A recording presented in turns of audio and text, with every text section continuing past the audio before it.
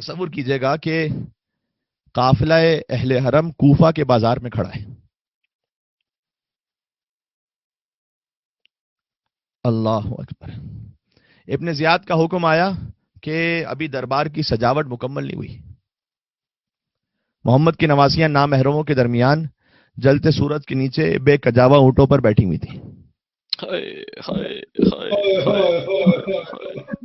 ابن زیاد لعین کہتا ہے کہ میرا دل مطمئن نہیں ہوگا جب تک سارا مجمع زینب اور ام کلثوم کو نہ دیکھ لے.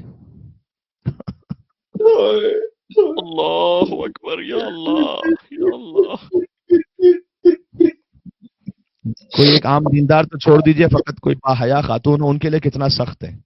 اوباشوں کے مجمع میں، بدماشوں کے مجمع میں، شرابیوں کے مجمع میں اس طرح کھڑے رہنا. کہاں علی و فاطمہ کی بیٹی جن کی گویا طہارت کی قسمیں ساری کائنات کھائے، اللہ رب العزت جن کی طہارت کی گواہی دے.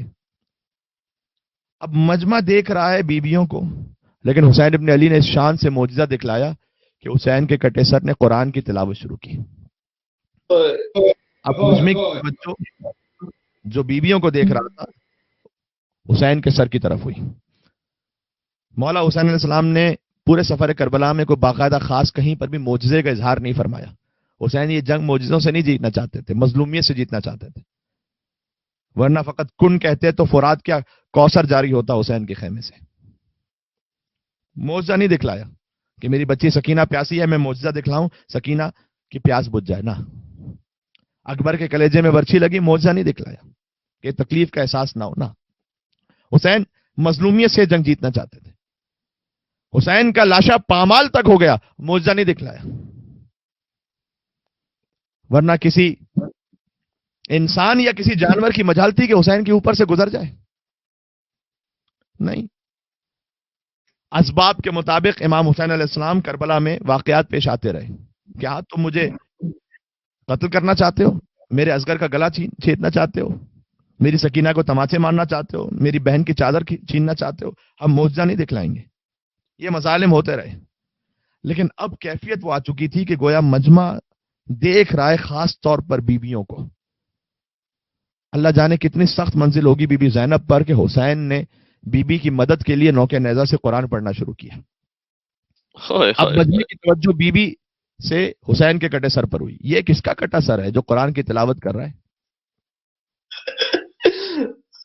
بی بی کی ایک عبیدہ نامی کنیز تھی جو کوفہ میں رہتی تھی. آپ نے بی بی ام حبیبہ کے مصائب اکثر سنے.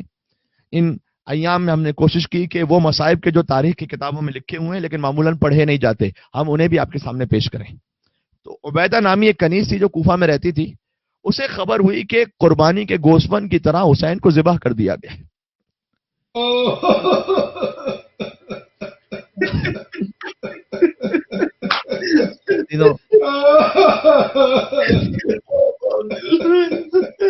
عزیزوں محرم جاری و ساری ہے، ابھی تو محرم شروع ہوا ہے. عزیزوں آپ کی گریے کی صدائیں ایسی بلند رہنی چاہیے انشاءاللہ. جہاں کہیں آپ گھروں میں رو رہے ہو، مجھے یقین ہے کہ آپ اسی بھرپور تعداد میں جیسے عشرہ محرم الحرام میں دیکھ رہے تھے ان مجالس کو، اسی کیفیت میں فرش پیدا بچھا کر دیکھ رہے ہیں انشاءاللہ. پیدا نامی کنیز اپنا سر پیٹتی ہوئی بالا خانہ پر گئی.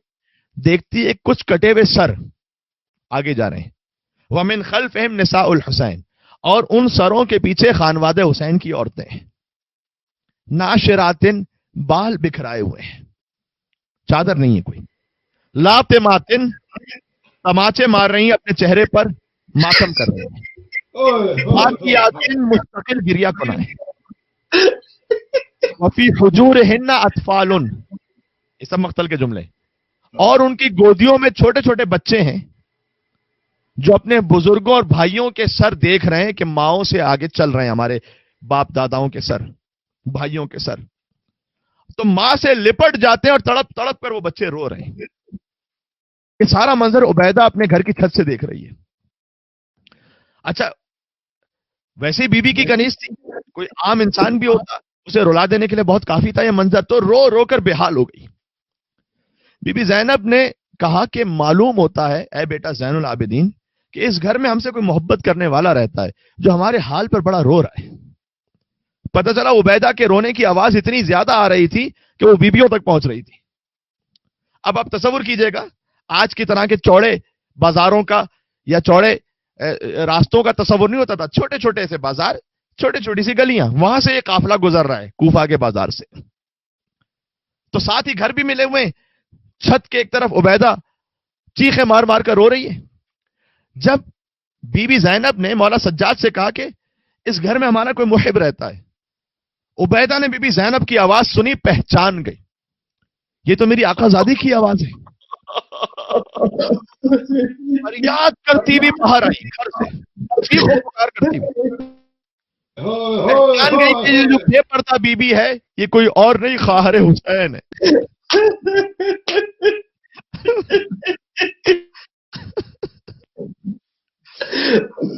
عزیزوں, میں بالکل وہ مصائب پڑھ رہا ہوں کہ جو آج 14 محرم سے مناسبت رکھتے ہیں. سوچو اہل بیت کا قافلہ ہے کوفہ کے بازار میں, نہ محمل ہے. وہ عبیدہ آ کر دیکھ رہی ہے کہ خواہر حسین ان کی آواز ہے یہ. تو یہ بی بی ان کے سر پر نہ چادر ہے, نہ محمل کوئی ہے, نہ ہماری کوئی ہے. تو بی بی سے پوچھنے کی تو ہمت نہ کر سکی, لیکن آئی سید سجاد کے پاس. اندازہ لگانا چاہتی تھی کہ میں نے صحیح سمجھا یا نہیں. سجاد سے پوچھتی ہے یہ کون سا سر ہے جو قرآن پڑھ رہا ہے؟ مولا فرماتے کان ابی یقرا سورۃ الکہف, میرے بابا حسین اس وقت سورۃ الکہف کی تلاوت کر رہے تھے. ام حسبت ان اصحاب الکہف والرقیم کانوا من آیاتنا عجبا. حسین کا کٹا سر قرآن کی تلاوت سورہ کہف کی آیت سنا رہا تھا. سورہ کہف سناتا ہے یہ سر کس کا ہے؟ سورہ کہف سناتا ہے یہ سر کس کا ہے؟ خون آنکھوں سے بہاتا ہے یہ سر کس کا ہے؟ چلتے چلتے جو سکینہ کہیں گر جاتی ہے خود کو نیزے سے گراتا ہے یہ سر کس کا ہے؟ عبیدہ دیکھ رہی ہے کہ کٹا سر ہے جو قرآن پڑھ رہا ہے سورہ کہف, اور ساتھ ہی اب سجاد بھی بہتے ہوئے آنسوؤں کے ساتھ قرآن پڑھنے کہتے جاتے ہیں وَسَيَعْلَمُ الَّذِينَ ظَلَمُوا أَيَّ مُنْقَلَبٍ يَنْقَلِبُونَ. ان قریب ظالم کو پتہ چل جائے گا کہ اللہ دن کو کیسے پلٹا دیتا ہے. بس یہ منظر تھا. عبیدہ اب سمجھ گئی کہ وہ حسین کا سر ہے, یہ حسین کا بیٹا سجاد ہے اور وہ خواہر حسین ہے. ابھی بی بی کے پاس جانے کی ہمت نہیں ہوئی. آپ جانتے ہیں نا کبھی ایسا ہوتا ہے کوئی شخص بہت مشکل میں ہو, بڑی تکلیف میں ہو, آپ اسے پوچھتے بھی نہیں ہیں. کیوں؟ اس کے غم میں اس لیے نہیں پوچھ پاتے کہ ہمت نہیں کر پاتے. ارے میں کیسے پوچھوں اس بیچارے کا حال. اب زینب بے ردا ہے, وہ عبیدہ نامی کنیز یہ کہتی ہے میں کیسے پوچھوں بی بی سے, جا کے کیا کہوں بی بی سے. بس وہیں بیٹھ کر زارو قطار رونے لگی, فریاد کرنے لگی. آبا کے شامی ایک سپاہی ہے, اس نے منظر دیکھا. اس نے دیکھا کون ہے اس قافلے میں جو کوئی گھر سے عورت آ کر یا قافلے کے درمیان بیٹھ کر رونے لگی ہے. تازیانہ لے کر آگے بڑھا اور اس مومنہ کی پشت پر تازیانہ مارنا چاہتا تھا کہ میرے مولا سجاد علیہ السلام نے کہا کہ اے شامی اس ضعیفہ کو تازیانے نہ مار, اس سے تجھے کیا حاصل ہوگا, اسے تو چھوڑ دے. اس کے عوض سجاد کی پشت پر تازیانے مار دے. عزیزوں یہ جملہ مقتل میں لکھا ہوا ہے. تو اس مومنہ کو تازیانے نہ مار, تجھے تازیانے مارنے تو مجھے مار لے. اس لیے کہ ہم اہل بیت اپنے مصائب پر تو صبر کر لیتے ہیں, لیکن ہمارا چاہنے والا کسی مصیبت میں ہو یہ سجاد سے نہیں دیکھا جائے گا. میں کہوں گا مولا ایک مومنہ کو تازیانوں سے بچا لیا, اللہ جانے علی کی بیٹی کتنے تازیانے کھاتی رہی, اللہ جانے حسین کی دختر کتنے تماچے کھاتی رہی. میں کہوں گا مولا ابھی تو بازار کوفہ کی منزل ہے, شام باقی ہے, ابھی شام کا دربار باقی ہے. اللہ جانے پشت سید سجاد پر کوفہ اور شام کی کتنی دردناک تاریخیں لکھی گئیں. اگر سمجھ پائے جملہ سجاد کی پشت پر دیکھو تو کوفہ کی تاریخ مل جائے گی, شام کی لہو لہان تاریخ بھی مل جائے گی. ہائے رے میرا بیمار باپ سید سجاد. لوگ ہم سے کہتے ہیں ماتم کیوں کرتے ہو, ارے دیکھو سجاد کی پشت پر کتنے تازیانے مارے, سجاد کی پشت لہو لہان. وہ سجاد کہ جو ایک مومنہ پر تعزیہ نہ برداشت کر سکے، قدم قدم پر زینب پر اٹھتا ہوا تعزیہ کیسے دیکھا، قدم قدم پر ام کلثوم، قدم قدم پر سکینہ پر اٹھتا ہوا ہاتھ کیسے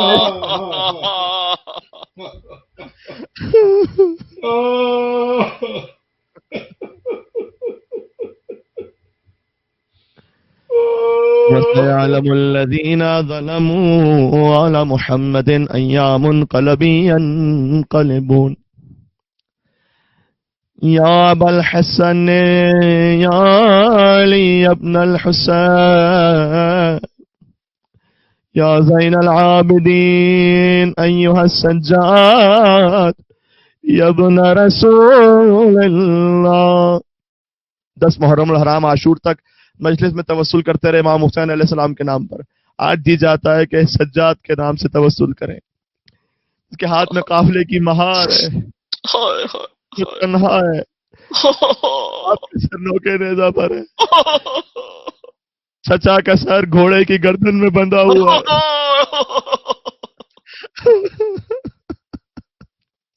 اے مولا سجاد، کربلا کی کسی شہید نے وہ انتقام نہ دیا کہ جو میرے مولا سجاد نے امتحان دیا. اس لیے کہ حسین کا جہاد خاندانی روایات کے مطابق تھا. اگر علی کا بیٹا ایسے نہ تلوار چلاتا تو پھر کون چلا سکتا تھا؟ لیکن سجاد کا جہاد خاندانی روایات سے برعکس تھا. کسی امام نے اپنے گھر کی بہنوں کو بے مقنا و چادر نہیں دیکھا.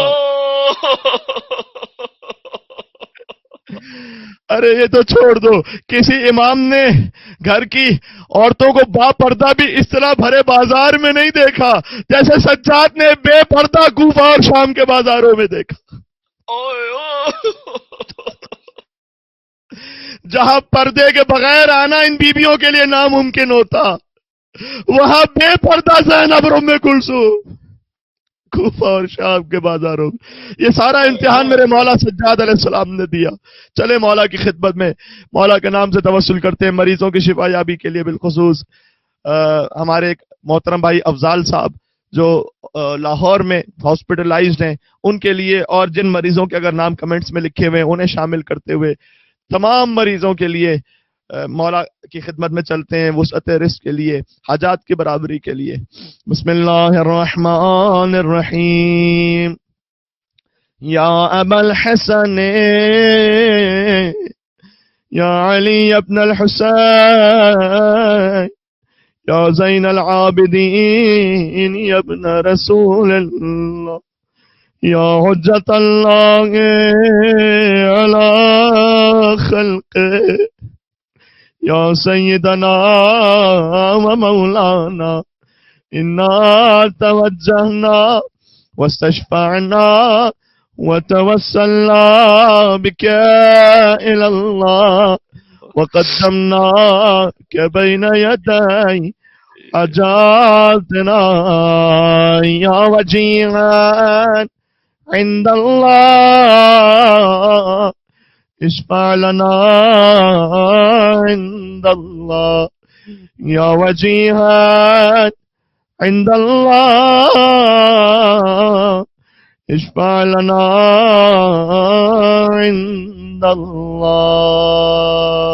تمام ارواح مومنین و مومنات کے ایصال ثواب کے لیے اور بالخصوص وہ مرحومین جن کے نام کمنٹس میں لکھے ہوئے ہیں.